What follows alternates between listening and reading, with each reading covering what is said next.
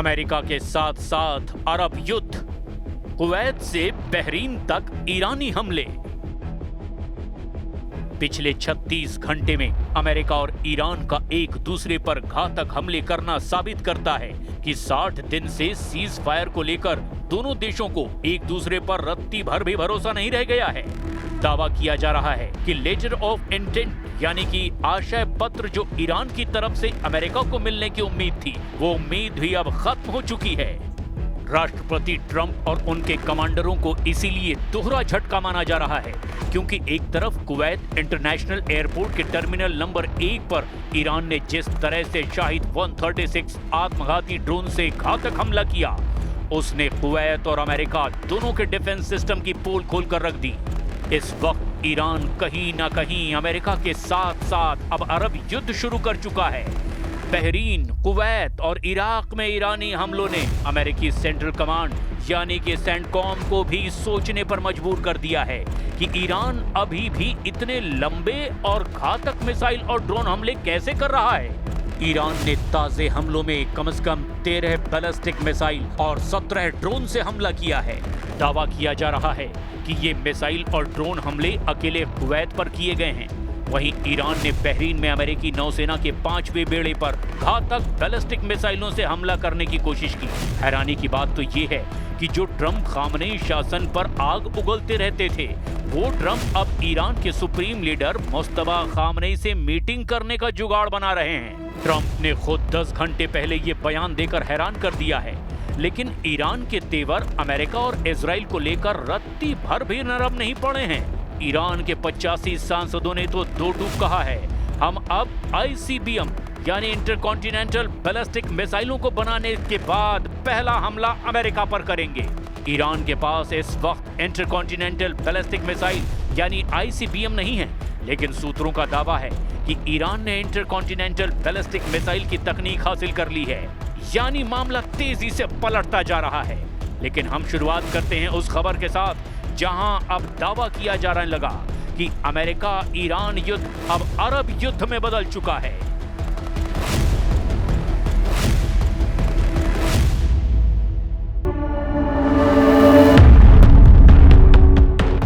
Iran का अरब युद्ध, double मोर्चे पर घिरा अमेरिका। खाड़ी देशों या यूं कहें कि अरब देशों पर ईरान के ताजा हमलों से साबित हो गया कि ईरान ने अमेरिका के साथ साथ अरब देशों पर सीधे हमला करना और व्यापक अभियान चलाना शुरू कर दिया है।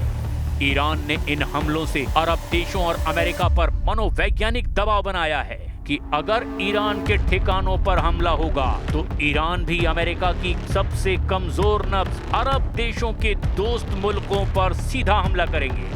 कुवैत से लेकर बहरीन तक और बहरीन से लेकर इराक तक ईरान के हमलों से अमेरिका पूरी तरह बौखलाया हुआ है। अमेरिका के पैट्रियट और थार्ड जैसे एयर डिफेंस सिस्टम भी पूरी तरह से ईरानी हमलों को रोक नहीं पा रहे हैं, जिसकी वजह से अरब देशों में खौफ पैदा हो गया है। खबर तो ये भी है कि अरब, कुवैत, UAE और बहरीन जैसे खाड़ी देश मिलकर के ईरान से मुकाबले की तैयारी कर रहे हैं, जिससे ईरान का अरब युद्ध एक तरह से शुरू हो चुका है। यानी अब अमेरिका भी दो मोर्चों पर घिरने लगा है। ईरान द्वारा कुवैत, बहरीन और इराक पर किया गया ये ताजा और भीषण हमला केवल सैन्य कार्रवाई नहीं, बल्कि इसके पीछे एक बहुत बड़ी रणनीतिक और कूटनीतिक टाइमिंग भी छिपी बताई जा रही है।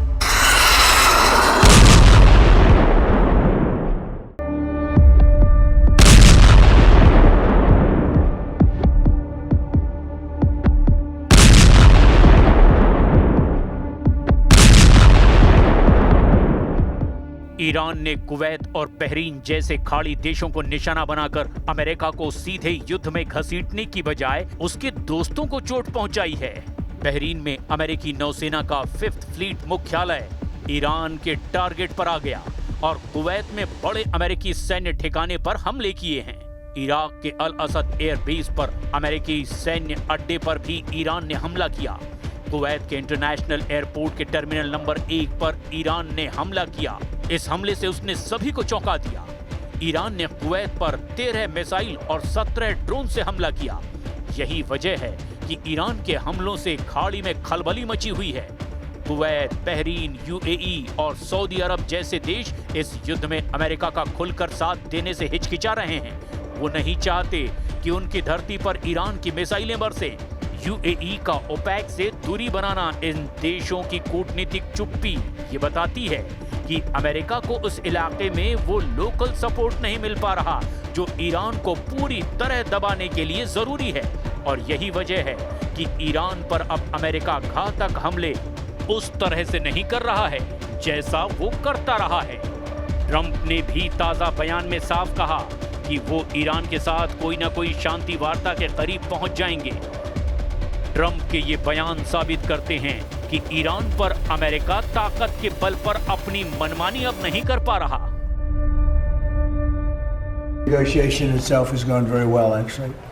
Very well. Mr. President, It could happen. I mean, if it happens, and it might not happen, who knows?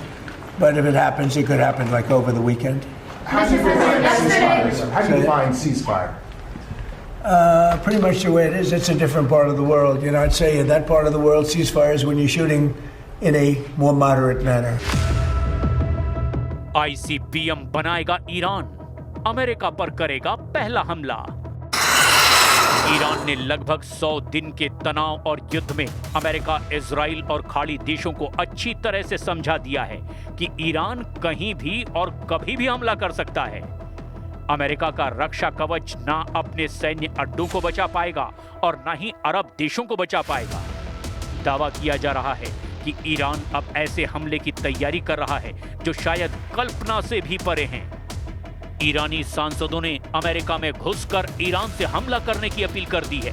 लेकिन सवाल ये उठता है, अगर ईरान अमेरिका की राजधानी वॉशिंगटन या न्यूयॉर्क या फिर ट्रंप के चहेते शहर फ्लोरिडा पर मिसाइल हमला करता है, तो क्या उसके पास इंटरकॉन्टिनेंटल बैलिस्टिक मिसाइल यानी आईसीबीएम है या नहीं? जवाब है फिलहाल नहीं। लेकिन कुछ खुफिया सूत्रों का दावा है कि ईरान ने आईसीबीएम की तकनीक हासिल कर ली है और वो आईसीबीएम बनाने के अब बेहद करीब है। यही वजह है कि अब ईरान के अंदर अमेरिका पर आईसीबीएम मिसाइल से हमले की मांग होने लगी है, क्योंकि ईरान से अमेरिका की हवाई दूरी लगभग 12,000 किलोमीटर तक है। ईरानी संसद में आईसीबीएम यानी इंटरकॉन्टिनेंटल बैलिस्टिक मिसाइल बनाने की मांग तेज हो चुकी है। तेहरान से आ रही खुफिया रिपोर्ट के मुताबिक ईरान के भीतर इस युद्ध के बीच परमाणु और लंबी दूरी की मिसाइल क्षमता बढ़ाने का दबाव बढ़ गया है। ईरान के 85 कट्टरपंथी सांसदों ने सर्वोच्च नेता मुस्तफा खामनेई को पत्र लिखकर मांग की है कि ईरान को अब बिना देर किए इंटरकॉन्टिनेंटल बैलिस्टिक मिसाइल यानी आईसीबीएम विकसित करने की आधिकारिक अनुमति दे देनी चाहिए। इन ईरानी सांसदों का साफ कहना है, अब वक्त आ गया है, हम अमेरिका के चुनिंदा शहरों पर आईसीबीएम यानी इंटरकॉन्टिनेंटल बैलिस्टिक मिसाइल से हमला करें। अब सवाल उठता है, अगर ईरान आईसीबीएम बनाता है तो ईरान कहां-कहां हमला अमेरिका पर कर सकता है? इसका जवाब है अमेरिका की राजधानी वॉशिंगटन डीसी, जिसकी ईरान की राजधानी तेहरान से हवाई दूरी लगभग 10,175 किलोमीटर है। वहीं न्यूयॉर्क से तेहरान की हवाई दूरी लगभग 9,850 किलोमीटर है, जबकि ट्रंप का सबसे चहेता शहर फ्लोरिडा तेहरान की हवाई दूरी से लगभग 11,490 किलोमीटर दूर है। साल 2019 में ट्रंप ने अपने मूल गृह राज्य न्यूयॉर्क को छोड़कर कानूनी रूप से फ्लोरिडा को अपना स्थायी निवास बना लिया था। फ्लोरिडा को ईरान अपना सबसे प्राइम टारगेट मानता है।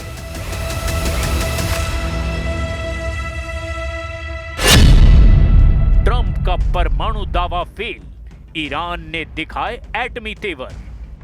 इधर ट्रंप के दावों के ठीक उलट ईरान ने संकेत दिया कि वो जल्दबाजी में कोई परमाणु समझौता नहीं करेगा और हॉर्मुज प्रतिबंधों में राहत और यूरेनियम के मुद्दे को एक साथ जोड़कर देख रहा है। अमेरिकी अधिकारियों के मुताबिक 60 दिन का युद्ध विराम और परमाणु वार्ता का प्रारंभिक ढांचा लगभग तैयार है, लेकिन अंतिम राजनीतिक मंजूरी अभी बाकी है। ईरान एकमात्र ऐसा परमाणु हथियार रहित देश है जिसने 60% तक यूरेनियम U-235 का उत्पादन और भंडारण किया। इंटरनेशनल परमाणु एजेंसी IAEA की रिपोर्ट के मुताबिक जून 2025 के मध्य में ईरान पर हमलों के वक्त तक ईरान के पास 440.9 किलोग्राम संवर्धित यूरेनियम मौजूद था। यानी ईरान की परमाणु तैयारी ट्रंप की परमाणु शर्तों पर बहुत ज्यादा भारी पड़ रही है, क्योंकि चीन और रूस ने खुफिया परमाणु मिशन ईरान के पक्ष में एक तरह से शुरू कर दिया है। آن میدان مبارزه دیپلماسی هیچ اعتمادی به حرفها و وعده‌های دشمن ندارند. آنچه برای ما ملاک است دستاوردهای عینی است که باید کسب کنید تا در مقابل آن دست به انجام تعهدات خود بزنیم و تا اطمینان پیدا نکنیم که حقوق ملت ایران را گرفته ایم هیچ توافقی را تأیید نخواهیم کرد. रूस और चीन अच्छी तरह से जानते हैं कि अगर ईरान को पूरी तरह से अमेरिका और इजराइल ने मिलकर हरा दिया तो पूरे मिडिल ईस्ट से रूस और चीन का हुक्का पानी लगभग बंद हो जाएगा और फिर खाड़ी में रूस और चीन की कूटनीतिक रणनीतिक पकड़ बेहद कमजोर हो जाएगी। हम आपको मौजूदा वक्त में राष्ट्रपति पुतिन के बेहद करीबी और राइट हैंड पूर्व राष्ट्रपति दिमित्री मेदवेदेव का वो बयान दिखाते हैं जो उन्होंने 22 जून 2025 को दिया था। ये बयान उस वक्त दिया गया था जब ईरान पर पहले राउंड के तहत अमेरिका और इजराइल ने मिलकर ईरान के फोर्दो, नातांज और इस्फहान परमाणु ठिकानों पर भयंकर बमबारी की थी।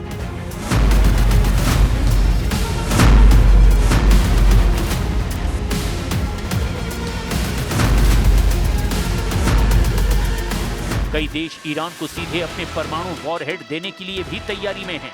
दिमित्री मेदवेदेव इस बात पर भी जोर दे रहे हैं कि पश्चिमी देशों के हवाई हमलों से ईरान के परमाणु बुनियादी ढांचों को कोई बड़ा नुकसान नहीं हुआ है और ईरान का यूरेनियम संवर्धन का काम जारी रहेगा।